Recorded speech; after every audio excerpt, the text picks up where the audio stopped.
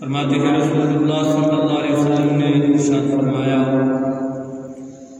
مومن کے ہر معاملے پر حیرت ہوتی ہے اور مومن کا ہر معاملہ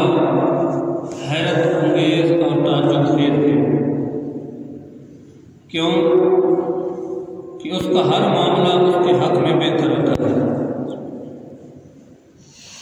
اور یہ خصوصیت اللہ رب العزت نے صرف مومن کو ہی عطا کر رکھی ہے۔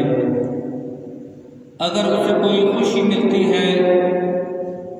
تو وہ اپنے رب کا شکر ادا کرتا ہے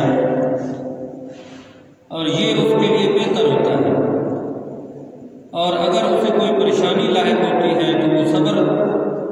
سے کام لیتا ہے اور یہ بھی اس کے لیے اس کے حق میں بہتر ہوتا ہے۔ تو اس حدیث پاک کو صاحب کتاب باب الصبر کے بیان میں لے آئے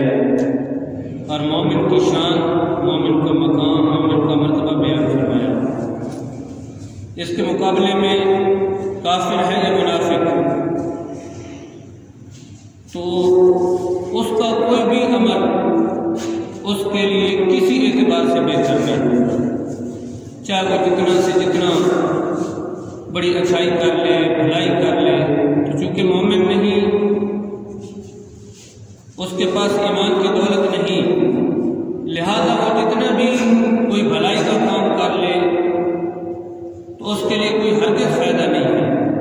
لیکن مومن کی شان یہ ہے، اور حضور کے امتی اور آپ کے غلام مسلمان کلمہ کو مومن کی شان یہ ہے کہ اس کا ہر عمل اس کے حق میں بہتر ہوتا ہے، اور یہ شان صرف مومن کو حاصل ہے۔ اگر اسے دولت ملتی ہے، مال ملتا ہے، رب کی طرف سے نعمت عطا کی جاتی ہے، کوئی انعام اللہ رب العزت اس بندہ مومن پر فرماتا ہے، تو پھر مومن صبر شکر کرتا ہے، اور اس کے لیے خالق کائنات نے ارشاد فرمایا، وَاشْكُرُونِي وَلَا تَكْفُرُونَ، میرا شکر ادا کرو اور میری ناشکری نہ کرو۔ اس کا نتیجہ کیا ہوگا؟ لَئِن شَكَرْتُمْ لَأَزِيدَنَّكُمْ، اگر تم میری نعمتیں حاصل کر کے میری نعمتوں کو اپنے اس سے فائدہ اٹھا کے اگر میرا شکر ادا کرو گے تو میں اپنی نعمتوں میں اور اضافہ کرتا چلا جاؤں گا۔ تو اگر کوئی اسے مال ملتا ہے، دولت ملتی ہے، انعام رب کی طرف سے نصیب ہوتا ہے، شکر ادا کرتا ہے، تو یہ بھی اس کے حق میں بہتر ہے، کیونکہ وہ شاکرین کی لسٹ میں لکھا جاتا ہے۔ اور جب اسے کوئی تکلیف پہنچتی ہے، مصیبت پہنچتی ہے، اسے کوئی مرض لاحق ہوتا ہے، پھر وہ صبر کرتا ہے، تو فَكَانَ خَيْرًا لَهُ، فرمایا یہ بھی اس کے حق میں بہتر ہوتا ہے۔ کیوں کہ اسے